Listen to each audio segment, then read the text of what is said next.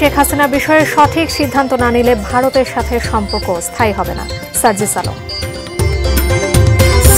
ক্ষমতায় গেলে দখলবাজ চাঁদা মুক্ত দেশ গড়া হবে বললেন জামায়াতে আমির।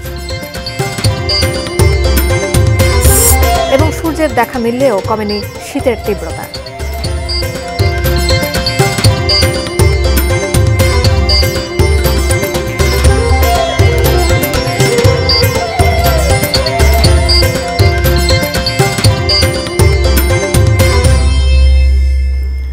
দেখছেন এটিএন নিউজ। সারা দেশের খবরাখবর নিয়ে এটিএন নিউজের নিয়মিত আয়োজন দেশের খবরে আপনাদের সবাইকে আমন্ত্রণ জানাচ্ছি। আমি জান্নাতুন নাহার জাকিয়া। এতক্ষণ আকিজ বসে গ্লাসের সৌজন্যে শিরোনামগুলো শুনছিলেন। বিস্তারিত। ক্ষমতায় গেলে দখলদার মুক্ত চাঁদাবাজ মুক্ত দেশ করবে জামায়াতে ইসলামী বললেন দলটির আমির ডাক্তার শফিকুর রহমান।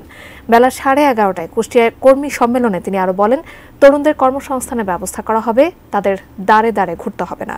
কুষ্টিয়া প্রতিনিধি শরীফুল ইসলামের তথ্য ও ছবিতে ডেস্ক রিপোর্ট। দীর্ঘ 18 বছর পর প্রকাশ্যে কুষ্টিয়ায় জামায়াতে ইসলামীর কর্মী সম্মেলন।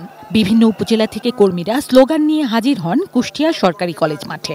প্রধান অতিথির বক্তব্যে দলের আমির ডাক্তার শফিকুর রহমান বলেন, জামায়াতে ইসলামী ক্ষমতায় এলে এদেশে মানুষে মানুষে কোনো বৈষম্য থাকবে না, ধর্মের বিভেদ থাকবে না। যেই সমাজে চাঁদাবাজি থাকবে না, যেই সমাজে ঘুষখোর থাকবে না, যেই সমাজে দখল বাণিজ্য চলবে না, যেই সমাজে মানুষে মানুষে কোনো বৈষম্য হবে না, যেই সমাজে ধর্মে ধর্মে কোনো বৈষম্য হবে না, এমন একটা দেশকে আপনারা চান।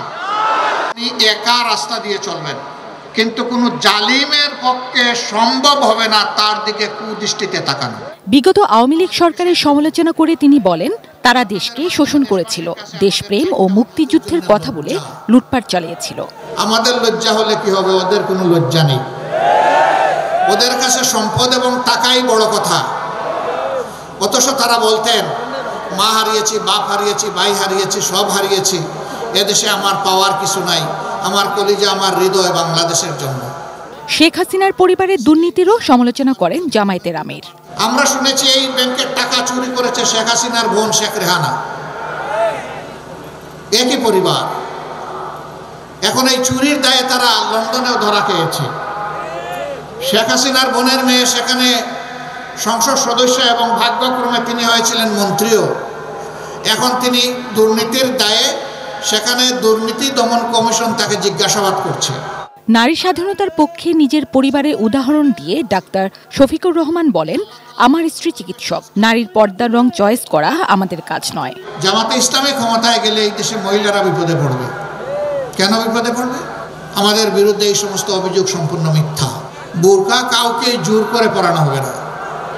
যে মা মনের সন্তুষ্টির সাথে বোরকা পড়তে চাইবেন, পর্দা করতে চাইবেন, তিনি করবেন। জামায়াত আমির আগামীর বাংলাদেশ কেমন হবে তার একটি রূপরেখা তুলে ধরেন। আমি সাংবাদিক বন্ধুদেরকে আমাদের সাথে এই লড়াই অংশীদার হিসাবে দেখতে চাই। জিনিয়া ইসলাম, ডেস্ক রিপোর্ট, এটিএন নিউজ।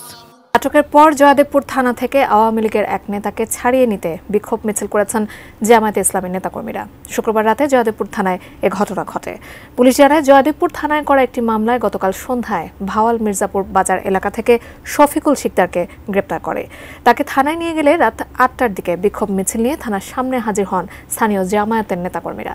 তারা শফিকুলকে তাদের লোক দাবি করে ছেড়ে দেওয়ার দাবি জানান।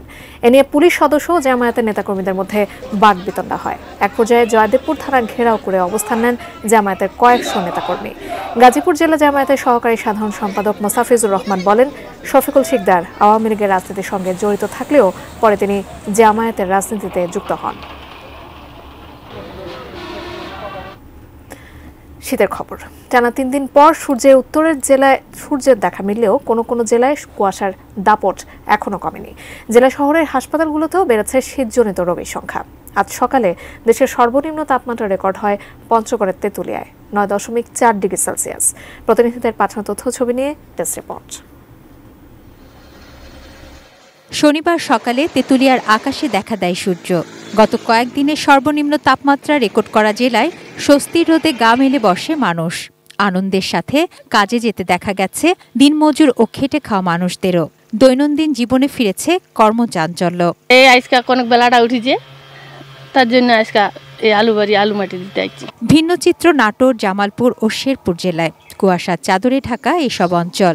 দিনের বেলাতেও হেডলাইন জ্বালিয়ে চলাচল করছে যানবাহন। তীব্র শীত উপেক্ষা করে বাইরে বেরোতে হচ্ছে দিনমজুর ও শ্রমিকদের। খড়কুটো জ্বালিয়ে শীত নিবারণের চেষ্টা করছেন অনেকে। কিশোরগঞ্জ সহ হাওড় অঞ্চলে গত ২৪ ঘন্টায় কমেছে তাপমাত্রা, বেড়েছে শীতের তীব্রতা। কুয়াশার সঙ্গে হিমেল বাতাসে কষ্ট বেড়েছে মানুষের। গত ৩ দিন ধরে দেখা মিলছে না সূর্যেরও। বিঘ্নিত হচ্ছে হাওড়ে নৌ চলাচল, বোরো আবাদ সহ কৃষিকাজও। অন্যদিকে কিশোরগঞ্জের হাসপাতালগুলোতে বেড়েছে শীতজনিত রোগীর। চিকিৎসা দিতে হিমশিম খাচ্ছেন চিকিৎসক ও সেবিকারা। গাফলতির অভিযোগ রোগীর স্বজনদের। বেশিরভাগ পেশেন্ট হলো বৃদ্ধ এবং শিশু। এদের শীতে একটু বেশি আক্রমণ হচ্ছে। সময় মতো ডাক্তার অনেক সময় আসতে লেট হয়। আমরা চাই তাড়াতাড়ি যেন ডাক্তার আসেন, আমাদের রোগীদেরকে দেখেন। Tunazina Tanu, desk report, ATN news. Sheikh হাসিনার বিষয়ে সঠিক সিদ্ধান্ত না নিলে ভারতের সঙ্গে সম্পর্ক স্থায়ী হবে না বলে মন্তব্য করেছেন বৈষম্য বিরোধী ছাত্র আন্দোলনের অন্যতম সমন্বয়ক সার্জিস আলম। দুপুরে চট্টগ্রামের আঞ্চলিক সমস্যা সমাধানে রাজনৈতিক দলগুলোর প্রতিনিধিদের নিয়ে চট্টগ্রামের পলো গ্রাউন্ড মাঠে এক গোলটেবিল বৈঠকে তিনি এসব কথা বলেন।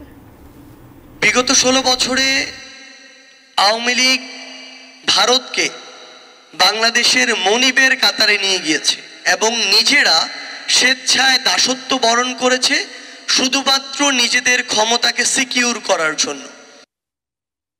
হাতিলের সৌজন্যে এবার বাণিজ্য মেলার খবর মেলায় মেলায়।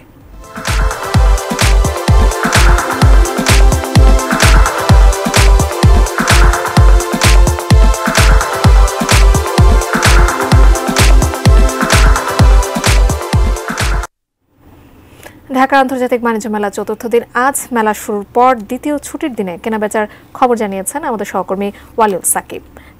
বাণিজ্য মেলার আজকের যে আয়োজন যেমনটি চলছে মোটামুটি বলা যায় যে বেশ ভালোভাবেই চলছে। আমরা জানি যে প্রতি বছরই যে বাণিজ্য মেলার বিশেষ আয়োজন থাকে, বাণিজ্য মেলাকে উপলক্ষ করে বিশেষ ছাড় কিন্তু প্রতিটি স্টলেই বিক্রেতারা দিয়ে থাকেন। তো সে কারণেই বাণিজ্য মেলা থেকে কেনার যে একটি ব্যাপার সেটি ক্রেতাদের মধ্যে বেশি আগ্রহের কারণ হয়ে দাঁড়ায় এবং তারা বেশ আগ্রহের সঙ্গে এবং বিশেষ ছাড়ের কারণে বেশি বেশি করে বিভিন্ন ধরনের পণ্য কিনে থাকেন। আমি একটু দেখাচ্ছি যে এখানে মেয়েদের প্রসাধনীর বিভিন্ন যে অর্নামেন্টস রয়েছে সেই দোকানগুলো রয়েছে। এখানে কিন্তু আমরা দেখতে পাচ্ছি ক্রেতা সমাগম বেশ ভালোই রয়েছে এবং যে এখানে আমি কিছুক্ষণ আগেও আসলে এই বিক্রেতাদের সঙ্গে কথা বলছিলাম। তারা বলছেন যে গতকাল শুক্রবার ছুটির দিন হওয়াতে সেখানে শীতের বাধা পেরিয়ে উপেক্ষা করেও বেশ অনেক বেশি লোক সমাগম হয়েছে বিগত 2 দিনের তুলনায়। সেখানে বিক্রির পরিমাণও তাদের কিছুটা বেড়েছে শুক্রবার দিন। তো সেই অনুযায়ী এখন পর্যন্ত এই যে বিকেল পেরিয়েছে, তবে কিন্তু যে ক্রেতার সমাগমটা তারা সন্তুষ্ট না এবং বিক্রিটাও তারা বলছেন যে গতকালের তুলনায় কিছুটা কম রয়েছে। আর এদিকে কয়েকজন ক্রেতার সঙ্গে আমি কথা বলেছি, তারা কিন্তু বলছেন যে বাণিজ্য মেলা এবারের আয়োজনটিও বেশ ভালো, তারা বেশ ভালো মতো উপভোগ করছেন এবং পছন্দ অনুযায়ী তারা তাদের পণ্যগুলো কিনে নিচ্ছেন, পছন্দ করে নিচ্ছেন। তবে প্রতিবারই আমরা যেমনটি দেখি যে ক্রেতাদের পক্ষ থেকে যে দাম বেশির একটি অভিযোগ তারা প্রতিবারই করে থাকেন, যে আসলে তারা যে ছাড়ে কিনতে আসেন নির্দিষ্ট কম মূল্যে বিভিন্ন পণ্য খুঁজে থাকেন। সেক্ষেত্রে তারা বলছেন যে তাদের যে সাধ্য অনুযায়ী আসলে কিছুটা বাড়তি দামের অভিযোগ এবারও তারা করছেন। তবে তারপরও কিন্তু তারা তাদের মতো সাধ্য অনুযায়ী কিন্তু যে প্রয়োজনীয় পণ্য কিনে নিচ্ছেন নির্দিষ্ট দামই। তো সব মিলে বলা যায় যে আজকের যে বিকেল পর্যন্ত যে আয়োজন এখন পর্যন্ত চলছে বাণিজ্য মেলার, লোকসমাগম আছে, তবে সেটা শুক্রবারের সঙ্গে তুলনা করলে কিছুটা কমই বলা যায়। হয়তো বা সন্ধ্যার দিকেও আমরা দেখতে পাবো যে লোকসমাগম কিছুটা বাড়তে পারে। জুলাই বিপ্লবে ছাত্রদের ওপর হামলাকারীদের শাস্তি নিশ্চিত সহ দ্রুত অপরাধীদের নাম প্রকাশের দাবিতে সংবাদ সম্মেলন করছে বেগম রোকেয়া বিশ্ববিদ্যালয়ের সাধারণ শিক্ষার্থীরা। সকালে রংপুর বিশ্ববিদ্যালয়ের মূল ফটকে আয়োজিত সংবাদ সম্মেলনে শিক্ষার্থীরা জানান, বিশ্ববিদ্যালয়ের 108তম সিন্ডিকেট সভায় প্রশাসনের পক্ষ থেকে জড়িত 72 জন অপরাধের কথা উল্লেখ করা হলেও এখনও কোনো তালিকা প্রকাশ করা হয়নি। এ সময় আগামী 5 জানুয়ারির মধ্যে অপরাধীদের তালিকা প্রকাশ ও ছাত্র সংসদ নির্বাচনের ফুল রুট ম্যাপ ঘোষণার দাবি জানান তারা। একই সাথে দাবি মানা না হলে 6 জানুয়ারি থেকে বিশ্ববিদ্যালয়ের প্রশাসনিক ভবনে তালা ঝুলিয়ে কঠোর কর্মসূচির হুঁশিয়ারি দেন শিক্ষার্থীরা। হামলাকারীদের অপরাধের ধরন অনুযায়ী শাস্তি নিশ্চিত করতে হবে এবং তা প্রকাশ করতে হবে। অতি দ্রুত অপরাধীদের ব্যাপারে প্রশাসন থেকে মামলা দেওয়ার জন্য প্রয়োজনীয় ব্যবস্থা গ্রহণ করতে হবে। ছাত্র সংসদের আগে বিরোধীতে অন্য কোনো নির্বাচন নয়, এবং আগামী 5ই জানুয়ারি এর মধ্যে ছাত্র সংসদের ফুল রুটম্যাপ প্রকাশ করে তা বাস্তবায়নের জন্য প্রয়োজনীয় ব্যবস্থা গ্রহণ করতে হবে। আগামী 5 জানুয়ারির মাঝে যদি আমাদের দাবিগুলো মেনে না হয় তাহলে বেগম রোকেয়া বিশ্ববিদ্যালয় প্রশাসনে তালা ঝুলবে। নারায়ণগঞ্জের 2500 ডাকাতির প্রস্তুতি নেওয়ার সময় গণপিটুনিতে মুকুল নামে আন্তঃজেলা ডাকাত দলের এক সদস্য নিহত হয়েছেন। শুক্রবার মধ্যরাতে উপজেলার মাহমুদপুর ইউনিয়নের জোগাড়দিয়া এলাকায় এ ঘটনা ঘটে। প্রত্যক্ষদর্শীরা জানান, রাতে সংঘবদ্ধ এক দল ডাকাত জোগাড়দিয়া চকে সেচ পাম্পের পানির ক্যানেলের ওপর বসে ডাকাতির প্রস্তুতি নিচ্ছিল। স্থানীয়রা টের পেয়ে তাদের ঘেরাও করে। এ সময় 7 থেকে 8 জন ডাকাত পালিয়ে যেতে সক্ষম হলেও ধরা পড়ে মুকুল। ডাকাত সন্দেহে বিক্ষুব্ধ জনতার গণপিটুনিতে ঘটনাস্থলেই মৃত্যু হয় তার। পুলিশ জানিয়েছে, নিহত মুকুলের বিরুদ্ধে 2500 সহ বিভিন্ন থানায় খুন, ডাকাতি সহ একাধিক মামলা রয়েছে।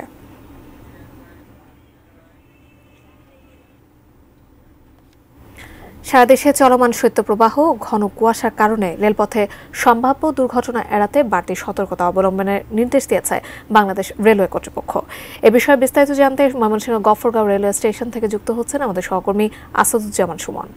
সাম্প্রতিক শৈত্যপ্রবাহ এবং ঘন কুয়াশার কারণে দৃষ্টিসীমা কিন্তু হ্রাস পেয়েছে, যার ফলে এই যে রেলওয়ে কর্তৃপক্ষ একটি সতর্কতা জারি করেছে, যারা স্টাফ রয়েছে তারা যেন বাড়তি সতর্কতা অবলম্বন করে রেল চলাচলের সময়। ময়মনসিংহে 100 অধিক কিন্তু রেল ক্রসিং রয়েছে যেগুলো অরক্ষিত। সেই অরক্ষিত যে রেল ক্রসিং গুলো রয়েছে সেগুলোতে প্রায়ই দুর্ঘটনার খবর আমরা পেয়ে থাকি। আর সাম্প্রতিক সময়ে কিন্তু বেশ কিছু দুর্ঘটনা এইসব যেই অরক্ষিত রেল ক্রসিং গুলো রয়েছে সেগুলোতে হয়েছে। আমরা গতকাল যে নির্দেশনা জারি করেছে বাংলাদেশ রেলওয়ে, তারপর এখানকার যে কর্মকর্তা কর্মচারী রয়েছে তাদের সাথে আমরা কথা বলেছি। তারা আমাদেরকে জানিয়েছেন যে নির্দেশনাটি তারা পেয়েছেন এবং তারা অতি দ্রুত যেন জনসচেতনতা বৃদ্ধির লক্ষ্যে এবং তাদের যে কর্মকর্তা কর্মচারী রয়েছে তারাও বাড়তি সতর্কতা অবলম্বন করবেন যেন দুর্ঘটনা এড়ানো যায়। তো এই যে অরক্ষিত যে রেল ক্রসিং গুলো রয়েছে সেগুলোতে যেন দ্রুত সময়ের মাঝে রক্ষণাবেক্ষণ করা হয় এবং যেসব রক্ষিত রেল ক্রসিং গুলো রয়েছে সেগুলোতে যারা দায়িত্বপ্রাপ্ত রয়েছে তারাও যেন যথাযথভাবে দায়িত্ব পালন করে, তাহলেই এই রেল ক্রসিং এর দুর্ঘটনা এড়ানো সম্ভব বলে এলাকাবাসী আমাদেরকে জানিয়েছে। তো ময়মনসিংহ থেকে এই ছিল আমার কাছে সর্বশেষ।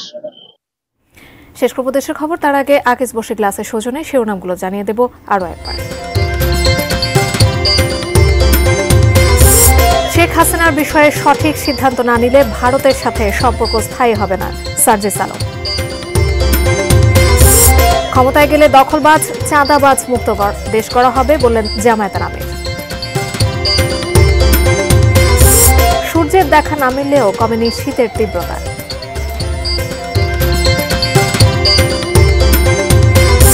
জুলাই বিপ্লবে ছাত্রদের ওপর হামলাকারীদের শাস্তি দাবি রোকেয়া বিশ্ববিদ্যালয়ের শিক্ষার্থীদের।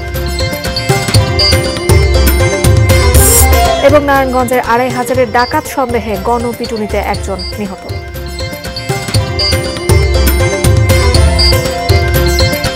এ ছিল দেশের খবরের আয়োজন। কাল আবারও দেখা হবে একই সময়। সে পর্যন্ত সঙ্গে থাকুন, দেখতে থাকুন এটিএন নিউজ। ধন্যবাদ।